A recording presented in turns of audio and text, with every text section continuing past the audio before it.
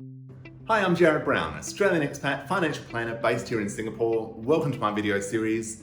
Today I'm going to share with you the 4 common reasons that Australian expats decide to leave Singapore. Now, I've been here 8 years myself, so why do people choose to leave this land of low taxes, great dining options and abundant places to travel to with a hop, skip and a jump off this little red dot? Let's dive into the 4 most common reasons that we see.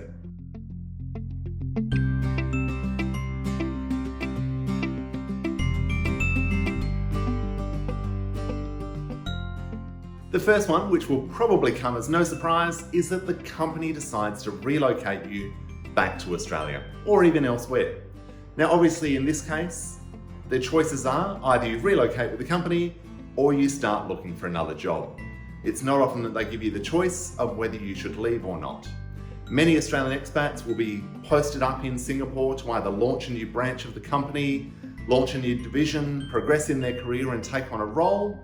But often it's not a forever position. It might have a fixed term contract, it might be relatively open-ended, but when it's time to go, it's time to go.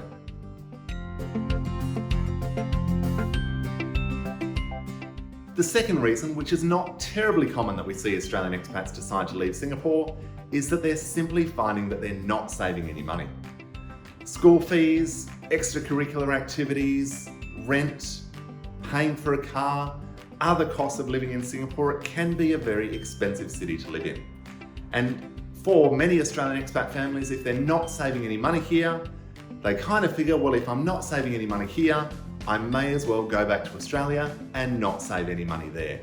At least I can have a better lifestyle, I can be closer to my friends and family, so let's pack our bags and let's go home. Now, thankfully, this is not a common one, and most people are saving a good 15 to 35% of their salary, but it does happen to some families. So it's important to do your homework, do your budgeting, and make sure that there's one less surprise when you move to Singapore.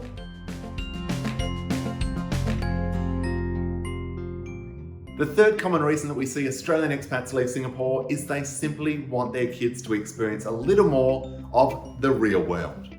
Singapore's often said to be a bit of a bubble. It's very safe, it's very clean, it's very efficient. And for many Australian expat families, they just want their kids to at least experience some of their schooling, some of their childhood in Australia, where they can see that there is actually crime, there is bullying, there is violence.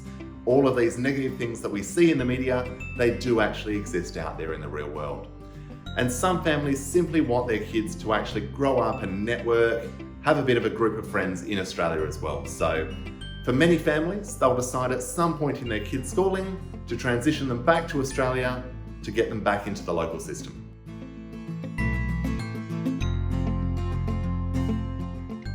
And the fourth common reason that we see many Australian expats return to Australia is it's time to retire. Now, this is kind of when the plan has worked perfectly well. They've spent their working career in Singapore or offshore in a low tax environment. They've been able to save some great money, really accelerate their financial goals. And now it's time to go back to Australia to retire. The beautiful beaches, the beautiful climate, the great lifestyle. It's a wonderful, great big sandpit, a beautiful place to retire. And Singapore is a wonderful city to live and work in, but it's not necessarily the most ideal place for most people when they're considering where they'd like to retire.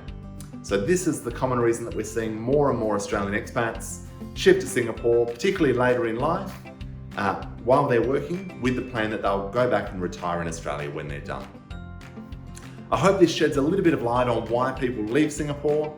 It's a great place to be. It's often not the forever destination for Australian expats, but can be a great addition to your career, to your life, a chance to see a bit more of the world, accelerate your financial goals and really make the most of things. I hope you found this helpful. Thank you very much for tuning in. If you have any other tips that would benefit Australian expats considering living in Singapore, drop them in the comments. Don't forget to subscribe, and I look forward to seeing you next time.